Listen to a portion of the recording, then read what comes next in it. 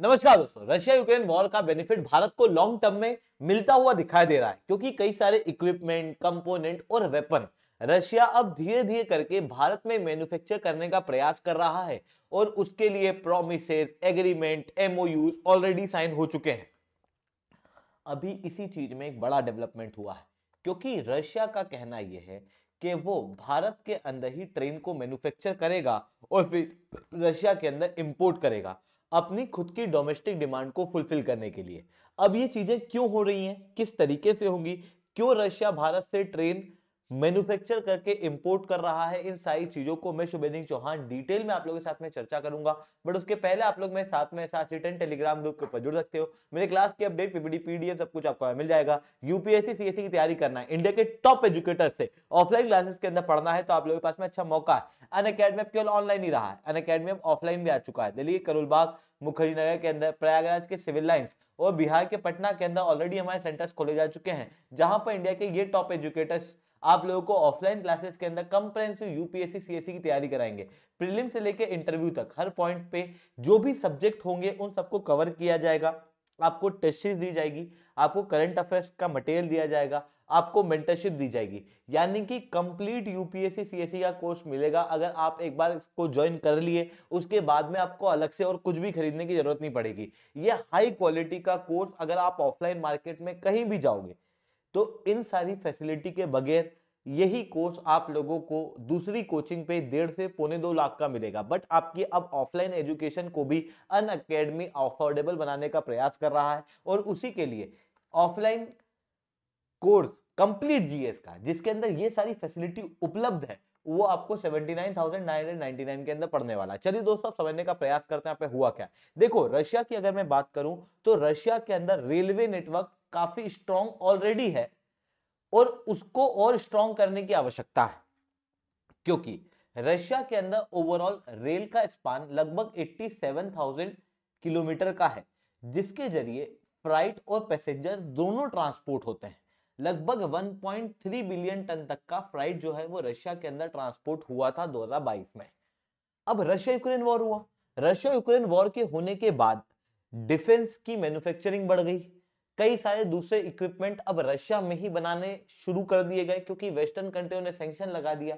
इस वजह से रशिया के अंदर इंटरनल मोबिलिटी बढ़ चुकी है, फ्राइट वगैरह की और इवन पैसेंजर्स की भी, जिसके कारण से रशिया को रेलवे नेटवर्क की और ज्यादा आवश्यकता लग रही है, क्योंकि रेलवे की डिमांड रशिया में बढ़ रही है। 2023 के अंदर 10% तक फ्राइट ट्रैफिक की डिमांड बढ़ी है और इन डिमांड के बढ़ने की वजह से रशिया के अंदर रेलवे में डिले हो रहे हैं, समय पे चीजें पहुंच नहीं पाती हैं। इन सारी चीजों की वजह से रशिया चाहता है अपने रेल को मॉडर्नाइज करना, क्योंकि तीसरी तरफ रशिया की जो रेल है वो आउटडेटेड हो चुकी है, काफी पुरानी है। 50% रशिया की रेलवे या तो मॉडर्नाइज या रिपेयर की डिमांड रखती है। इसके अलावा high speed railway line Russia के अंदर केवल 700 किलोमीटर की है। इस बात से आप ये क्लियर समझ पा रहे होंगे कि आज के समय पे रशिया के अंदर रेलवे की डिमांड बढ़ रही है, साथ में डिले भी देखने को मिल रहा है और मॉडर्नाइजेशन की रिक्वायरमेंट है। ये तीन चीजें रशिया के अंदर हो रही है। अब इन चीजों को हटाने के लिए रशिया को अपनी रेलवे को मॉडर्नाइज करना पड़ेगा।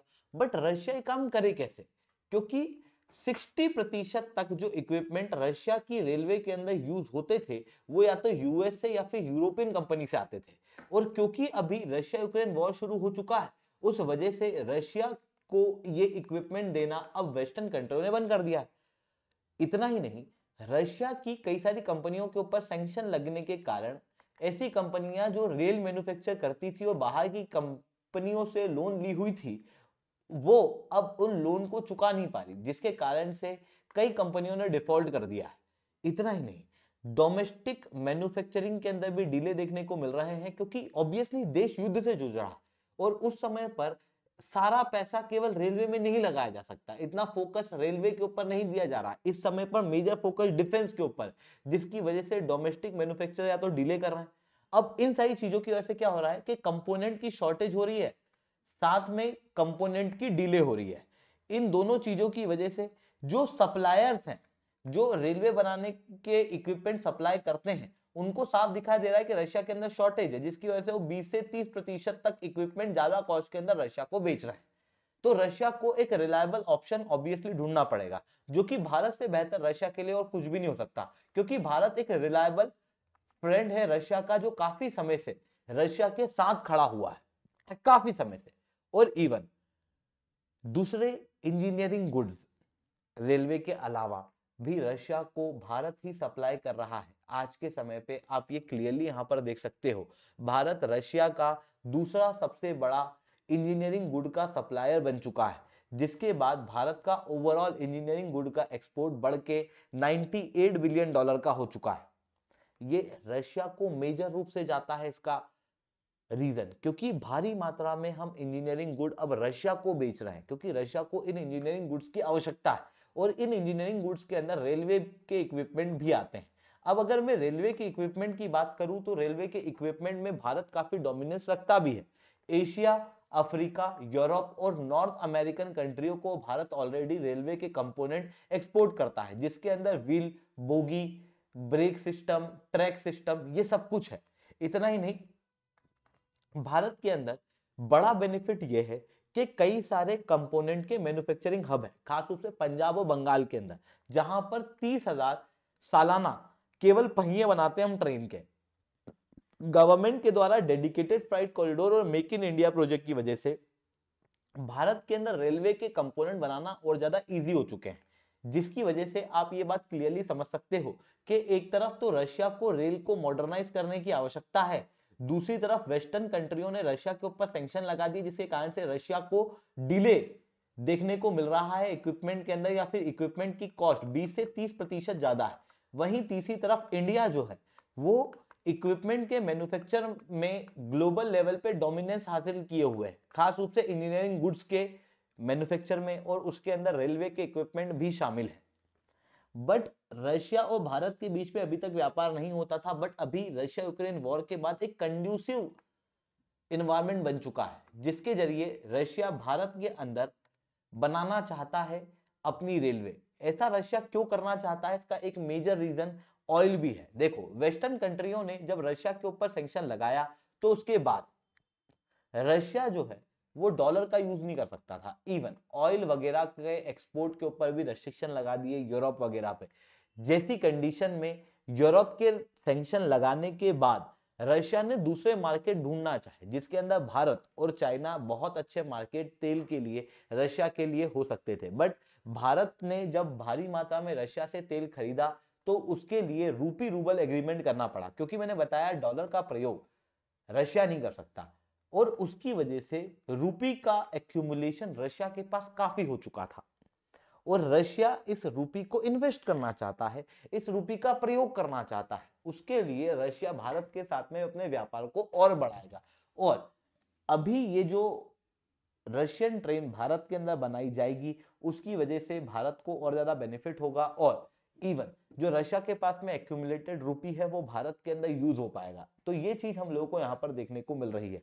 अब ऐसा नहीं है कि रशिया जो है वो पहली बार भारत के साथ में रेलवे का कोई कॉन्ट्रैक्ट किए हुए, इसके पहले भी रशिया की कंपनियों ने भारत के साथ कॉन्ट्रैक्ट किया है। जैसे एक 55,000 करोड़ का कॉन्ट्रैक्ट देखने को मिला है, जहां पर वंदे भारत की 1920 स्लीपर कोचेस रशिया की कंपनी बनाएगी 55,000 करोड़ के अंदर, और इवन 35 साल तक उन्हें मेंटेन भी करेगी, जो दर्शाता है कि भारत और रशिया के रिलेशन रेलवे के अंदर काफी अच्छे हैं। और इसी कारण से रशिया जो है वो भारत के अंदर अपनी मैन्युफैक्चरिंग फैसिलिटी खोलना चाहता है, क्योंकि ऑब्वियसली रशिया ऑलरेडी हम लोगों से इंजीनियरिंग गुड इंपोर्ट कर रहा है, तो उनको इंपोर्ट करने की बजाय क्यों ना पूरा कोच ही भारत के अंदर बना के ऐसा के ऐसा एक्सपोर्ट कर दिया जाए रशिया के अंदर, तो रशिया को उससे ज्यादा बेनिफिट प्राप्त होगा। इसीलिए रशिया भारत के अंदर ये रेलवे मैन्युफैक्चरिंग फैसिलिटी खोलने का प्रयास कर रहा है।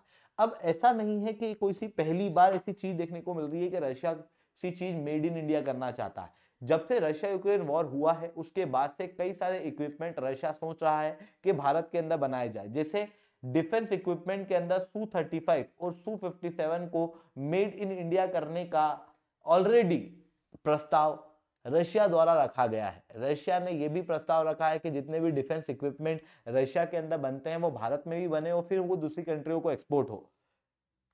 इवन रशिया ने और भी दूसरे इक्विपमेंट भारत के अंदर बनाने का प्रॉमिस किया है, ताकि ये इक्विपमेंट भारत में बने और दूसरी कंट्रियों को एक्सपोर्ट हो, रशिया वेस्टर्न सेक्शन को अवॉइड कर सके।